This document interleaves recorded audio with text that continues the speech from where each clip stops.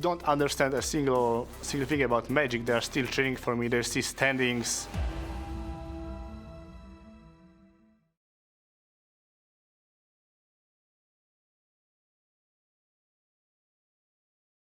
Ladies and gentlemen, the champion of the world, Seth Man. I'm Seth Manfield. I am a newly anointed member of the Magic Pro League, and I'm a member of the Magic the Gathering Hall of Fame. So I got into Magic when I was 8. We're just all like playing with cards, and eventually I realized that there's these local stores that I was buying my cards from actually had tournaments, and that's kind of how it evolved. I've always been a very competitive person. Before I was playing Magic, I was playing chess, or I was playing Monopoly, or I was playing some other game. Once I realized that I can compete and beat people playing this game, then I was like, I want more, I want more.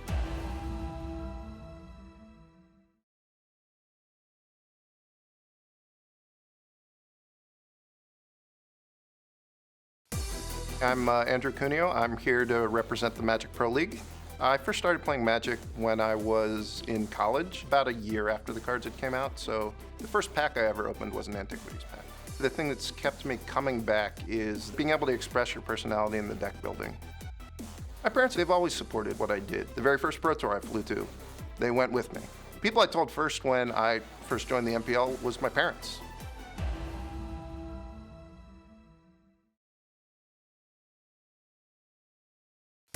He finds a forest, and that's I'm it. Brian Brown-Dewin, and I'm part of the Magic Pro League. I started playing Magic in college, but once I started playing the game, I realized how amazing it was, and I just never stopped.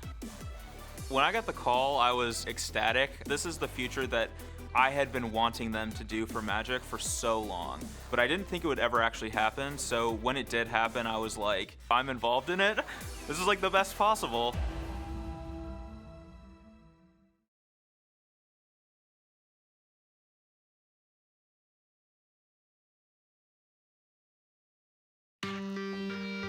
Hello and welcome back to coverage of Mythic Championship 3. Really exciting stuff all morning, but that does not stop now.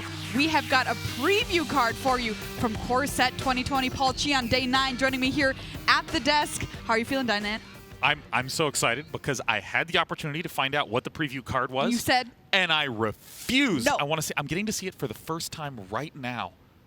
I asked him earlier as we were going back. I was like, hey Dana, do you want me to tell you what it is? I know what it is. I played with the card already. And I got pretty aggressive. And he was just like, no, Paul.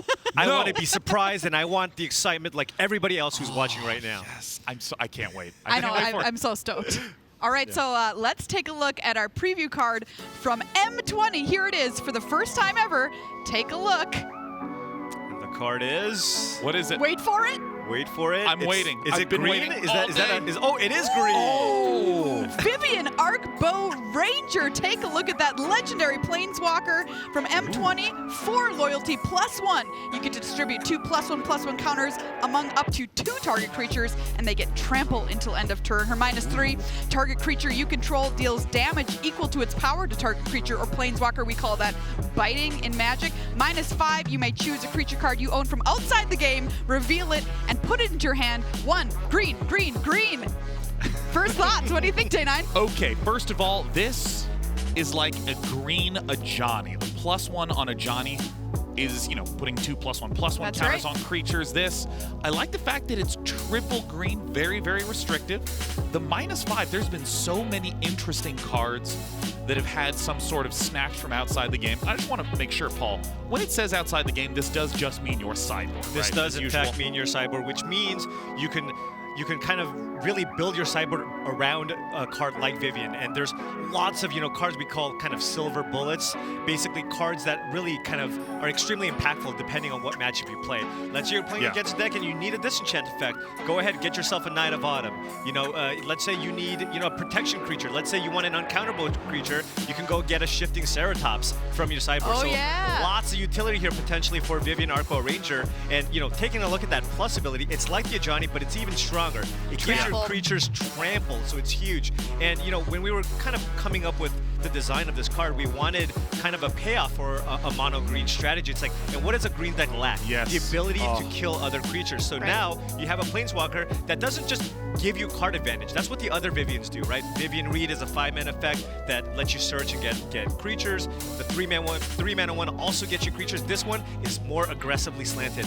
Pump up your team, kill creatures, and sometimes get a giant Hydroid Crisis out of your sideboard. Yeah, I mean, there's a few things I really like about this. That they gain trample until end of turn. This is such an important keyword because there's cards like Nullhide Ferox, Steel Leaf Champion, these huge green creatures that very easy for them to stall out. I mean, if you can just keep generating 1/1 tokens with a Hero Precinct 1, for instance, the Nullhide Ferox never gets to break through.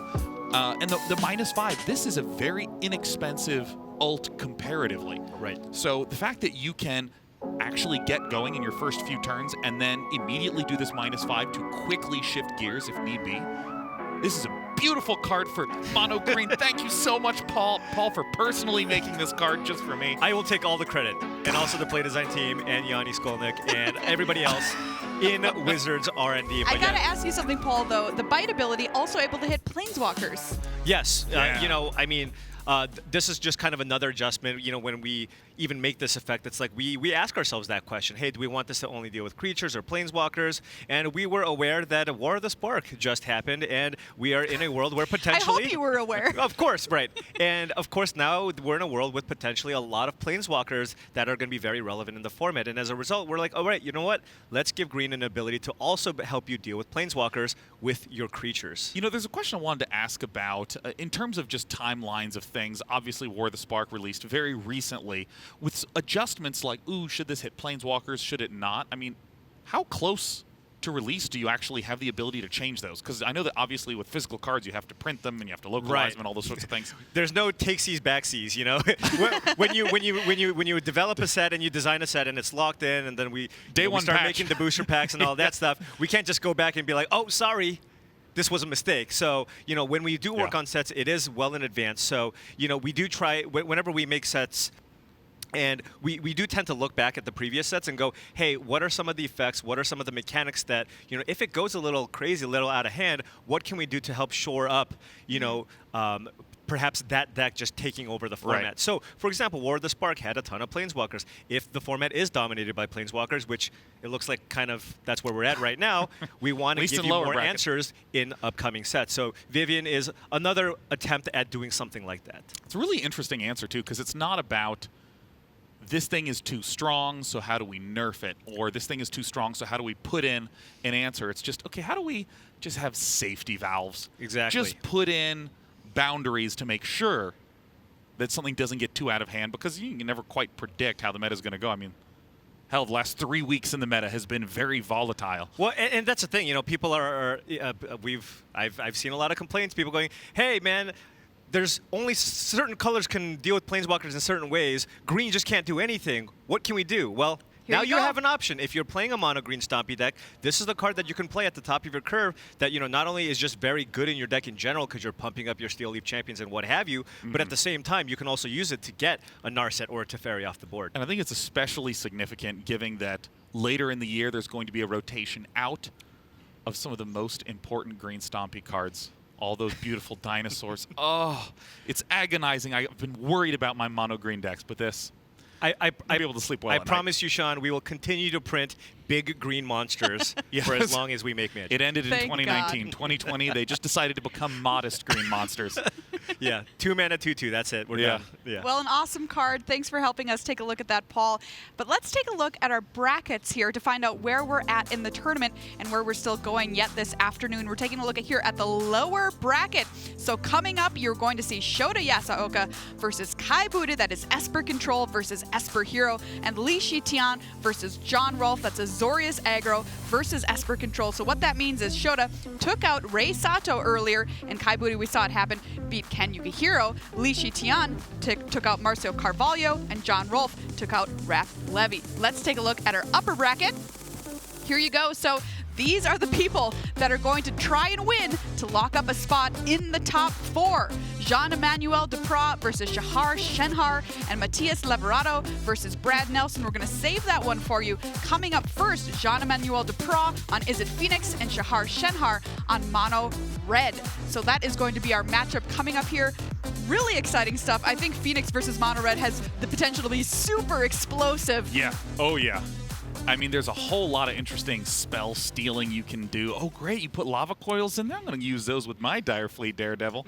I also want to note in the brackets how interesting the distribution of different decks are. We have Izzet Phoenix, Mono-Red, Simic Nexus, I think, the Esper Hero on Brad Nelson, and then down in lowers, that's where the 2 remaining Esper Controls are. And we started off day 2 really looking at Esper Control as the big deck to beat, and they just all quickly went to lowers.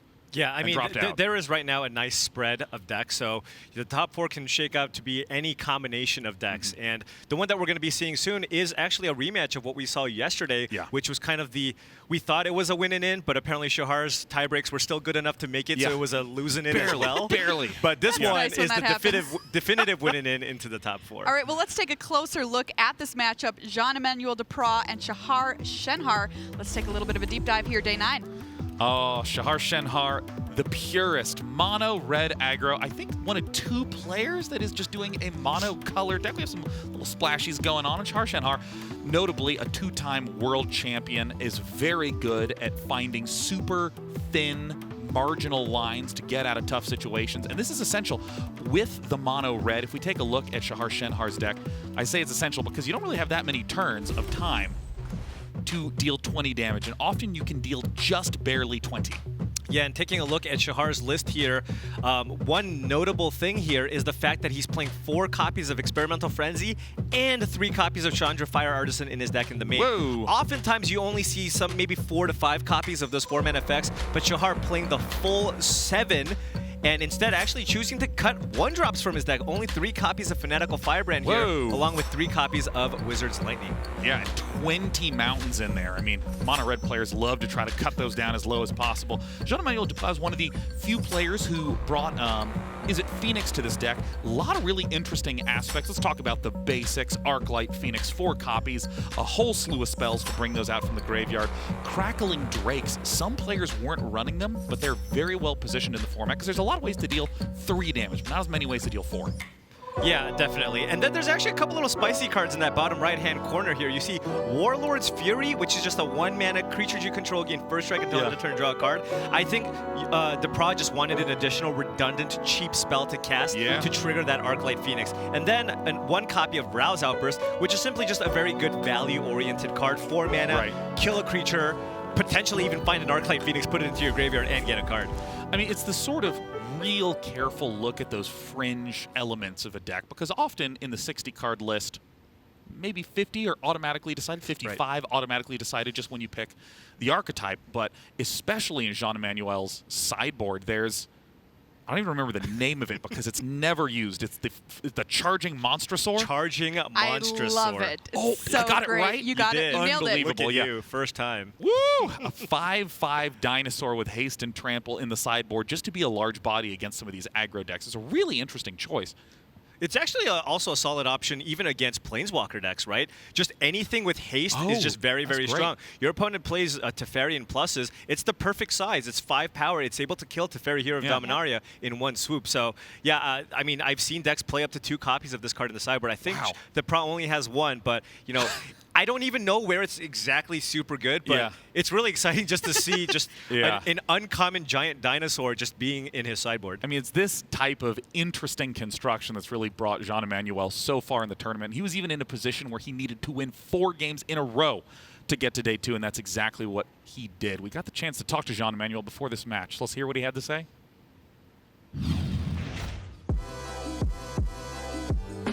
My name is Jean-Emmanuel Depraz and I come from Paris, France. I just beat Shahar Shenhar to advance to 6-2 and through to day 2. So being in the top 16 of that event is a big accomplishment for me. I'm streaming, I've been streaming for a few months now and the community has been building up and people have been very supportive throughout the whole event, so I would like to thank them and I hope I can bring them the trophy home. I try not to have any expectations leading up to an event, because I found out that I'm just playing my best when I don't expect anything. If I had expectations, top 16 would be above them. I'll see how far I can go, but I'm already happy with this.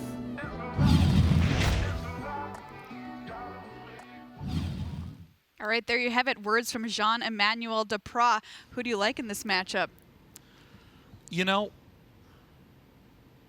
I'm just reflecting on all the times that I've tried to play Izzet Phoenix and how often I lose to Mono-Red, because it's one of those matchups where Izzet Phoenix really just out of nowhere deals 20 damage. It can. You're feeling great, and then boom.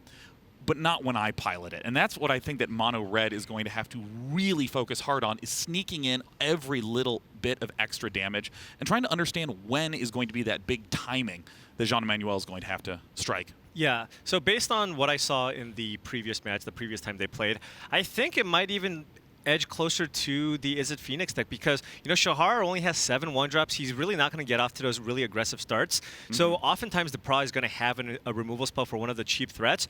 And we found that Shahar's deck is just really incapable of dealing with Crackling Drake. And Crackling Drake just kind of ran away with both games 1 and 2.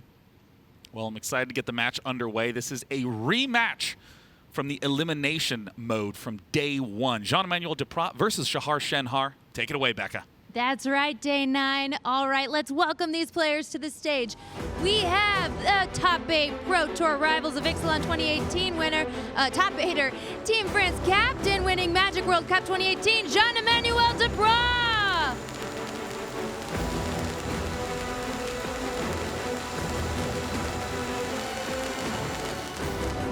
And 2-time world champ piloting the Mono-Red Aggro, we have Shahar Shenhar.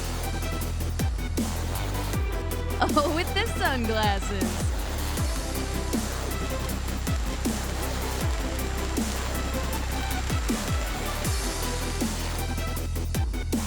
Let's go over to Alias and Cedric, gonna call us through this rematch. Thank you so much, Becca. Alias V and Cedric Phillips bringing you Izzet Phoenix versus Mono-Red, Shahar Shenhar versus Jean-Emmanuel Depraz, who it is his birthday today. Feels birthday, man. Wouldn't it be awesome to get a spot into tomorrow's day 3 top 4? I mean, isn't that how it works on your birthday? You just string together a bunch of wins, maybe get a little lucky along the way. I mean, at least in my experiences, that's how things go. Birthday luck. Absolutely. Well, if we're going to talk about luck, we're talking about back-to-back world champion in Shahar, who people like to say has little kid luck. Truth be told, however, he is immensely, immensely talented in the game of Magic. Oh, yeah. You don't become a 2-time back-to-back world champion by getting lucky. Trust me. So this should be a very, very good match. This is a rematch, as Paul, Sean, and Maria did mention. Our last round of yesterday, we had Jean-Paul have to win, or Jean-Emmanuel, excuse me, have to win 4 matches in a row to make day number 2 of competition. He was able to do that, and the last win was against Shahar. Unfortunately for Shahar, speaking of his little kid luck at times, his tiebreakers were good enough to push him into day number 2 of competition. We actually spoke to him yesterday, and he had left the building because he'd been told, yeah, you're probably not going to make it through. And then he got a phone call back. It's like, oh, by the way, come back right now. We need you. Gonna need you to do the whole 180. Come back here for photos and everything else. But so to be fair, that's the best phone call you could have had yesterday, right? Yeah. Yeah, cool. I am still alive very much in this. Both players have the ability to go through to day 3 tomorrow. The loser goes to the lower bracket, but they're not out of it yet. Nope, not out of it yet. So this is definitely a win and in. A loss is obviously never a fun thing to take, but a loss here isn't the end of the world. It does not end your tournament. It just means that if you win the following round, you're still into day number 3 of competition. So that's kind of the goal here. As far as the matchup is concerned, it's going to be back and forth. I think Paul Xian mentioned something very important about this matchup, and it is the power of Crackling Drake. Oh, yeah. Shahar has a very difficult time removing 4 toughness creatures in game number 1. After sideboard, there are 4 copies of Lava Coil that are almost certainly going to come in. So if you are Shahar, you are hoping that either A, Crackling Drake doesn't show up, or a combination of Goblin Chain Boiler plus Shock and or Wizard's Lightning is around to take care of Crackling Drake if it does show up. However way this game goes, I know that it's going to be explosive. 2 extremely fiery decks we're going to see in action right now. Let's take a look at the opening hands. 5 lands, an Opt, and an Arclight Phoenix for Depraz.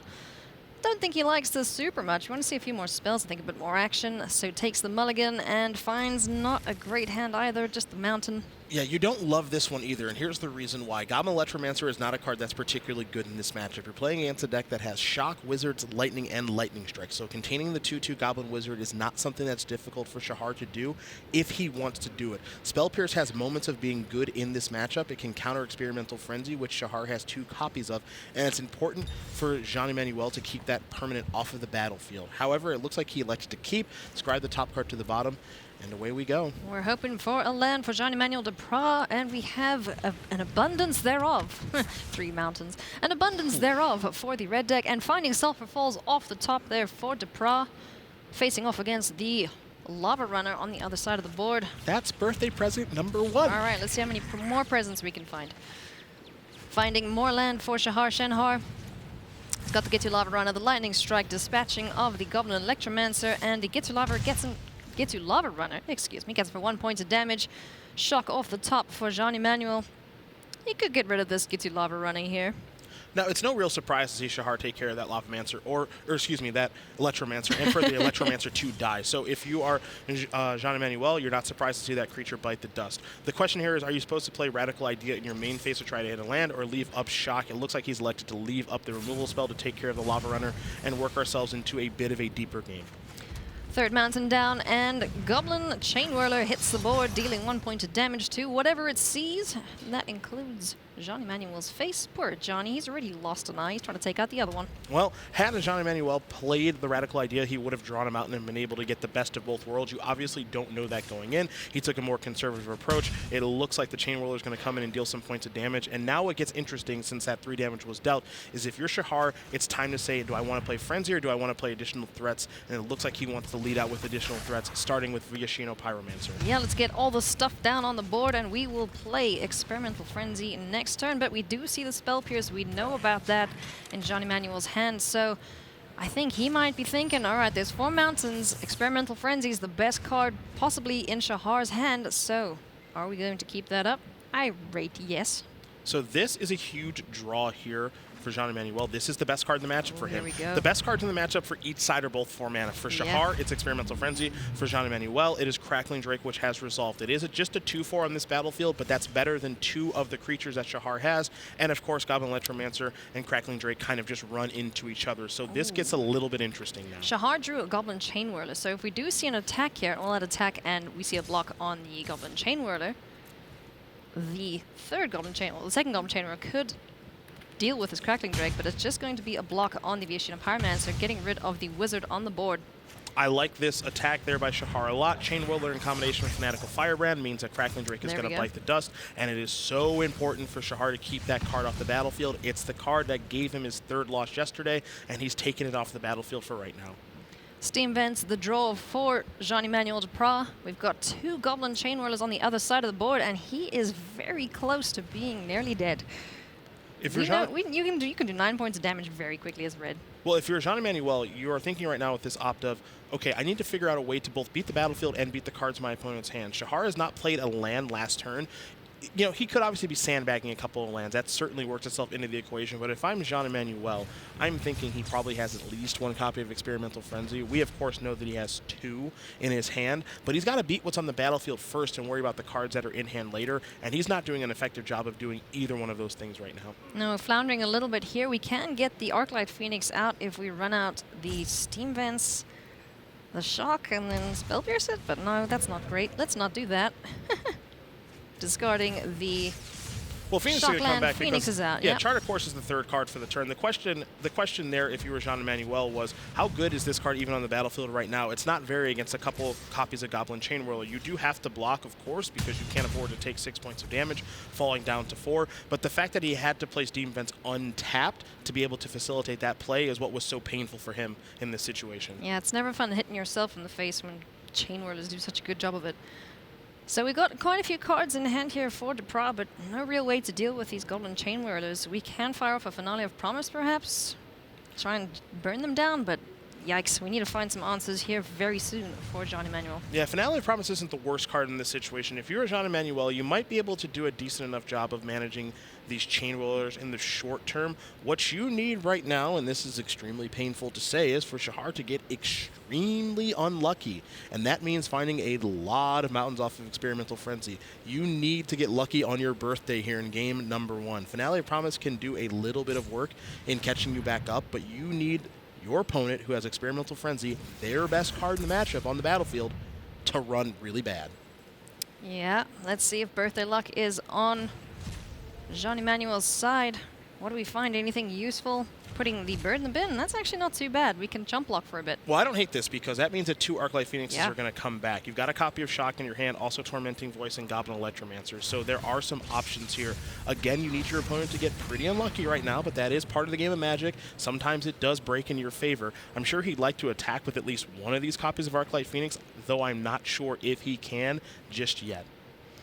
Not at all, but we will get a third blocker down in the Goblin Electromancer, just gumming up the board here, keeping himself safe. We see light up the stage on top of the library. We're going to fire that off without the spectacle cost being paid, finding another light up the stage and another mountain. So maybe Birthday Luck is coming to play here, but that is a Wizard's Lightning on top of the library.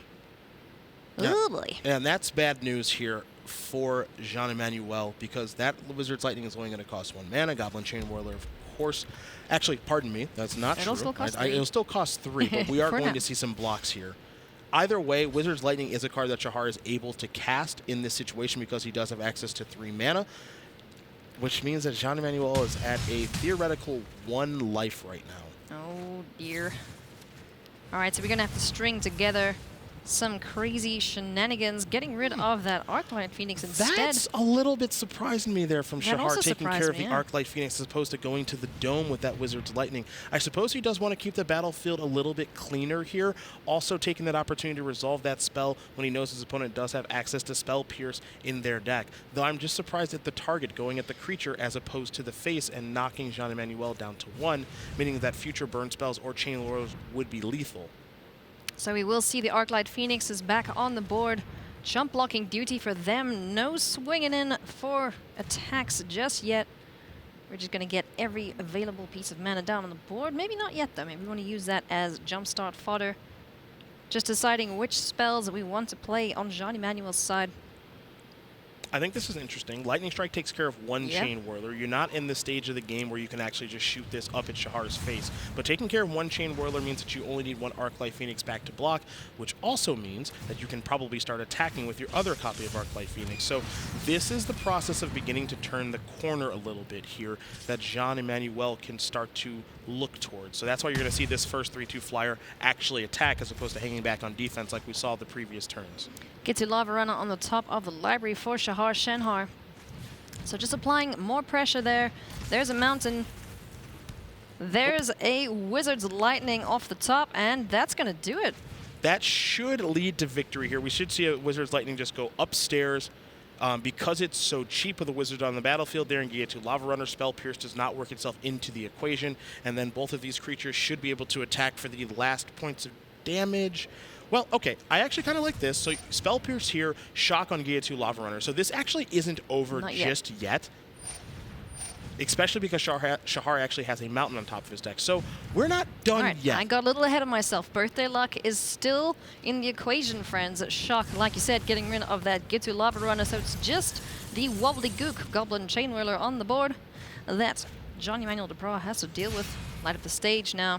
Finding 2 mountains. We are still alive. Oh, we are still alive. We are still alive. We have to kill the birdie. Life to stage for 2 mountains plus mountain on top of the deck means we are still alive. Wizard's Fury in a combination with Radical Idea means that we might be able to get a Phoenix back. We still got to get a little bit lucky here, but Yeah. No, we can play the 2. We can play oh the no, 2 so spells. we can Radical do Idea. this Yeah, absolutely. 100%. We're good. It's all good. It's all right. All right, Birthday Luck. Let's see. Let's see what you got for Depraz. Oh, Rel's Outburst. That's not too shabby. That gets rid of a Kurtzer on the board. Okay, get back that Phoenix on blocking duty. You're of course going to attack with the other Phoenix because if your opponent peels a burn spell, you're dead anyway. Yep. So Shahar's going to draw a mountain for the turn. Top card, light up the stage. Okay. Yeah.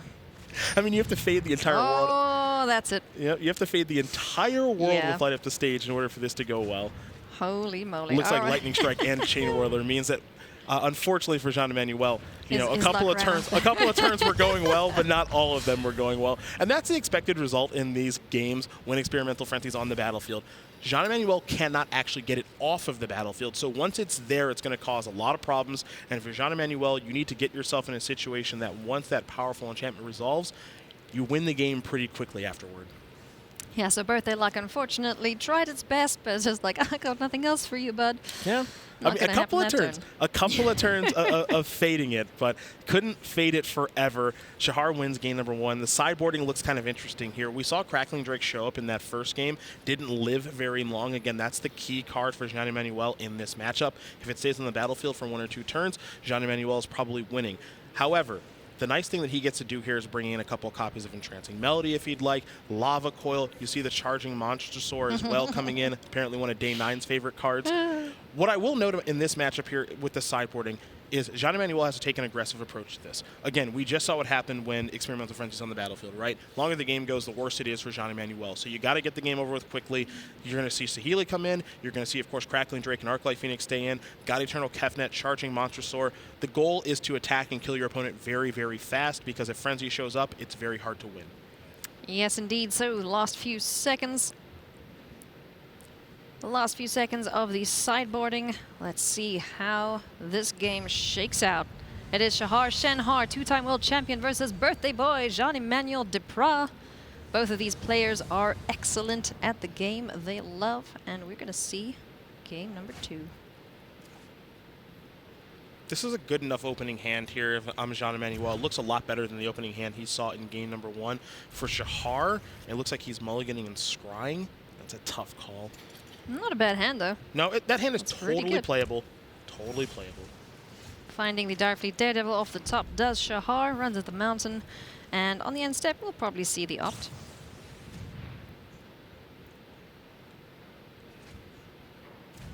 So just getting things going, a little bit of a slow start, slow and ambly, nothing being fired off at each other's faces just yet, but we'll see a whole lot of that, because both of these decks are rather explosive. We got a handful of goodness for Jean-Emmanuel Depraz, finding the steam vents as well, so there's the red source that he needs. A pretty easy discard there, too, which is nice. Also a pretty easy turn 2 play here for Shahar, which is Runaway Steamkin, and hoping that this lives to grow into a 3-3 or potentially a 4-4. Both players just kind of kicking things off in the early stages of this game with fairly obvious plays on both sides. Pardon me. The question becomes now, if you're Jean-Emmanuel, how you want to move forward on your 3rd turn of the game. Yeah, he does have the ability to discard the Arclight Phoenix with the Tormenting Voice. That does, of course, mean paying 2 life, smacking yourself in the face to do so. And you always kind of cringe a little bit when you have to hit yourself in the face against these aggressive red decks. But replacing the 2 cards he just put in the bin with the 2 cards he just put in the bin. Yeah, so Tormenting Voice and Arclight Phoenix back in hand. If you're Shahar, you're somewhat happy because your Runaway Steamkin is still alive. You'd love to be able to turn it into a 3-3 here this turn and Fade Shock in case your opponent does draw one, but it doesn't look like he really has the ability to do that. So instead, it's going to be a Legion Warboss, which is not a bad consolation prize. Not at all. Swinging in for 3 points of damage, taking him down to 15. Jean-Emmanuel now draws a Charter Course. He's got Saheeli in hand, Rel's Outburst, Crackling Drake, Warlord's Fury, Tormenting Voice, Arclight Phoenix. We've got to get that Phoenix into the bin, and I bet you he wants to start swinging. So as much fun as it is right now for Jean-Emmanuel to do all of this card drawing and setting up Phoenixes and all that stuff, he's under the gun with these Runaway Steamkin, the Legion Warboss, and the Goblins that the Warboss is making. So he does not have a lot of time to screw around. This Warlord's Fury needs to yield some sort of 1-mana spell. It did not. That means that the Steam Vents is going to enter the battlefield tapped, and that means Shahar gets to do his thing once again on the 4th turn. So we'll see a swing in here for 5, potentially 6 if he decides to play something in the first main phase, making that Runaway Steamkin just a little bit bigger. Yeah, Shahar's going to take a look probably through the graveyard to see if Direfleet Daredevil has something cool to actually use from the graveyard. Playing Direfleet Daredevil pre-combat means that Steamkin's going to turn into a 3-3. There's potential to turn it into a 4-4 with Warlord's Fury, I believe. Oh, there we go.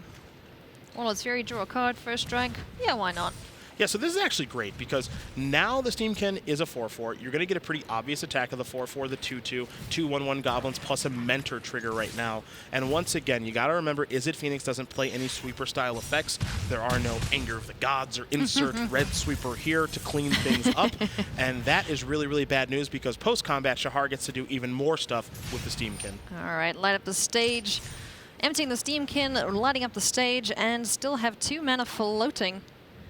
Let's wrap this up here, friends. I don't think there's any coming back here for Jean-Emmanuel Depraz, unfortunately. This board is just insane. I mean, what Jean-Emmanuel needed that turn when he played the Warlord Sphere is he needed to find another 1-mana spell, be it an Opt, be it a Shock. Shock would have been the best of the bunch because it would have killed Legion Warboss, pardon me. He didn't find that, and so now Shahar's advantage is overwhelming, and Shahar, the way he's playing this game, he knows that he can play literally everything. There's no punishment for doing so, and now Jean-Emmanuel has to try to beat this, and he drew a Spell Pierce? No, that's not going to do it, unfortunately, for Jean-Emmanuel Depraz. No birthday luck. Shahar Shenhar's got the shades out. He knows he is smooth sailing into day 3. Shahar always does this beautiful job of performing very well in these very small field tournaments. Again, 2-time world champion, that's a very finite field. This one's a little bit bigger with 68 players, of course, but Shahar has always done so well in tournaments like this. He's already an exquisite Magic player. I don't know if he's able to crank it up to 11 in small fields like this,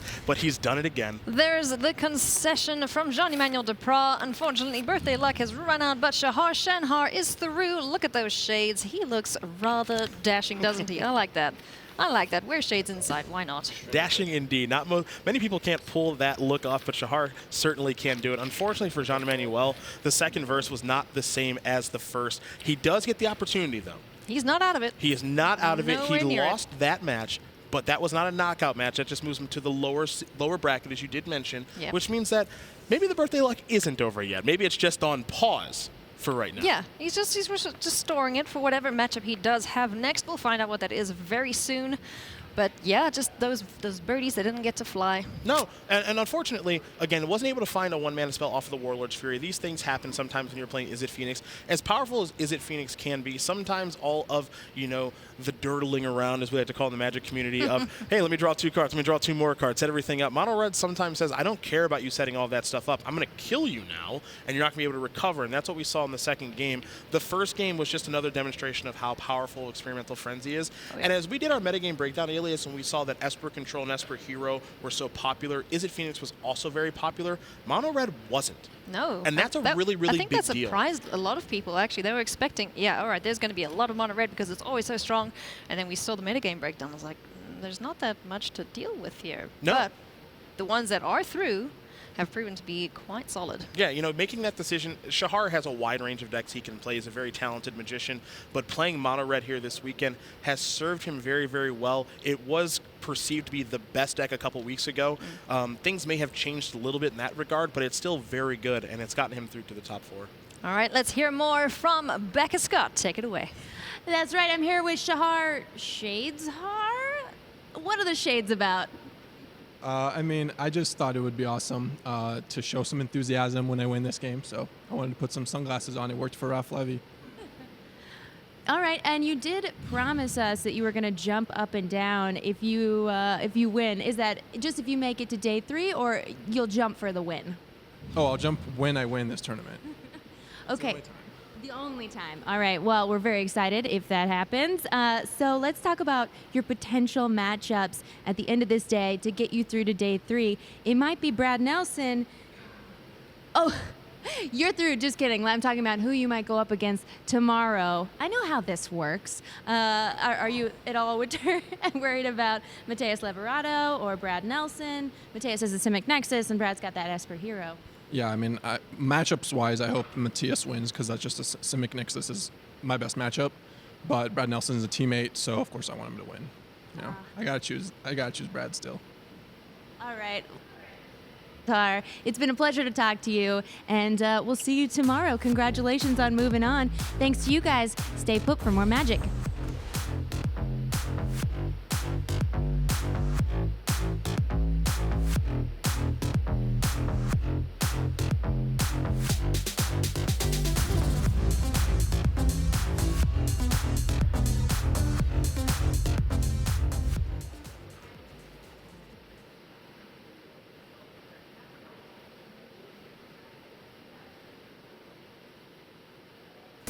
My name is Brad Nelson, and I'm a member of the Magic Pro League. In high school, a friend of mine from math class told me about an awesome game they're playing in the cafeteria, so I came down for lunch, and my life has never been the same.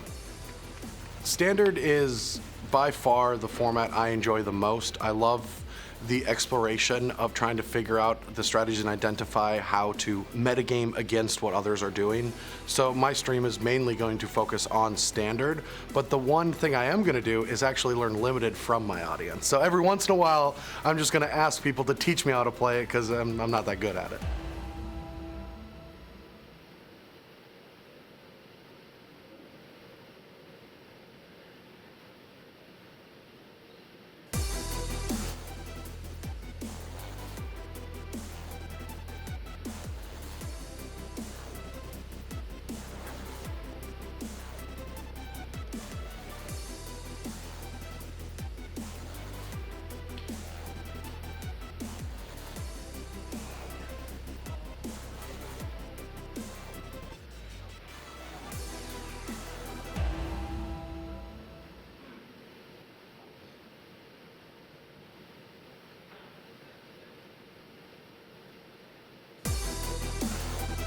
I'm Greg Kowalski, I'm 27, I'm from Poland, and I will be playing MPL.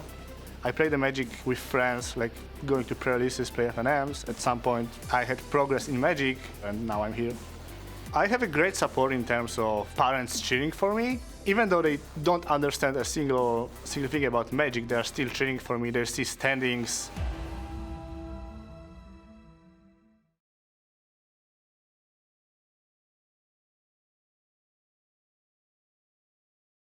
Ladies and gentlemen, the champion of the world, Seth Man. I'm Seth Manfield. I am a newly anointed member of the Magic Pro League, and I'm a member of the Magic the Gathering Hall of Fame.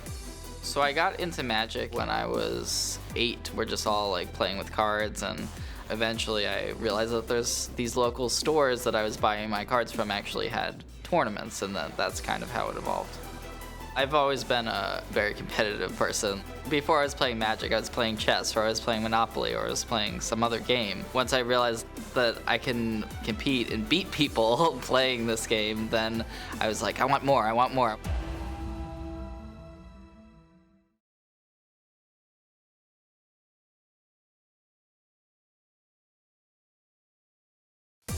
I'm Andrew Cuneo. I'm here to represent the Magic Pro League. I first started playing Magic when I was in college, about a year after the cards had came out, so the first pack I ever opened was an Antiquities pack. The thing that's kept me coming back is being able to express your personality in the deck building. My parents, they've always supported what I did. The very first Pro Tour I flew to, they went with me. People I told first when I first joined the MPL was my parents.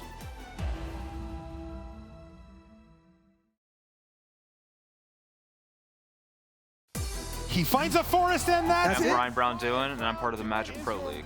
I started playing Magic in college, but once I started playing the game, I realized how amazing it was, and I just never stopped. When I got the call, I was ecstatic. This is the future that I had been wanting them to do for Magic for so long, but I didn't think it would ever actually happen, so when it did happen, I was like, I'm involved in it? This is like the best possible.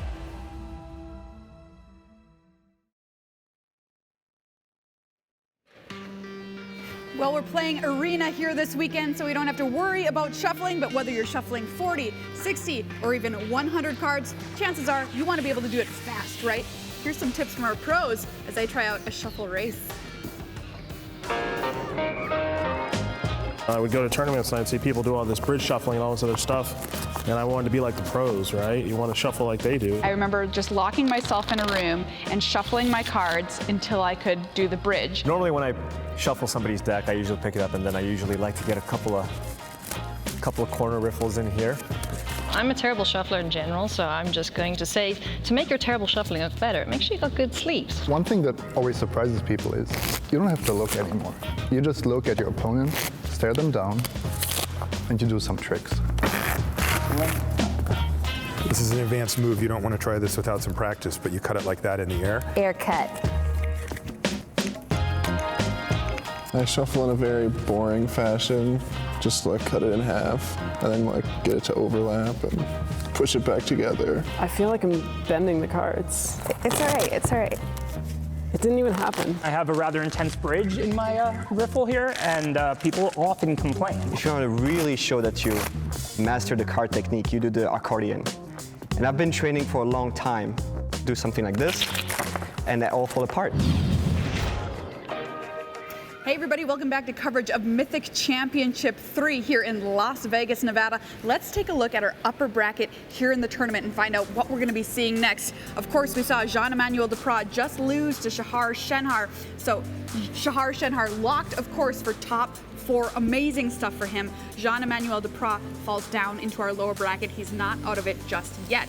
Well, coming up next, we still have to see Matthias Leverato versus Brad Nelson, Simic Nexus versus Esper Hero. And this is a huge story here for Matthias because he's one of our Arena Mythic Championship qualifier winners, meaning he had to beat out thousands upon thousands of people to get here to this tournament. He's from Argentina, and he's got lots of fans watching him back home as the underdog, looking to take down the standard master, one of the greats in the game, in Brad Nelson, who's looking to stop him from doing exactly that. Let's get a deep dive on our feature match coming up here with Day 9 and Cedric. Thank you so much, Maria. I gotta be honest, this is such a funny looking match when you think about it. Matthias having to go through just so many people to get here, had a grueling day 1, barely made the cut. And from Brad, we've seen 2 best of 3s. Yep. That's it. Yep. Because Brad was so highly ranked in MPL, skipped day 1 on to day 2, went to win in an unfavored matchup, won again in an unfavored matchup. Yep. And he, I actually think, generally speaking, is unfavored again. And yet I'm sure he'll probably pull some miracle plays off. It's not as bad as his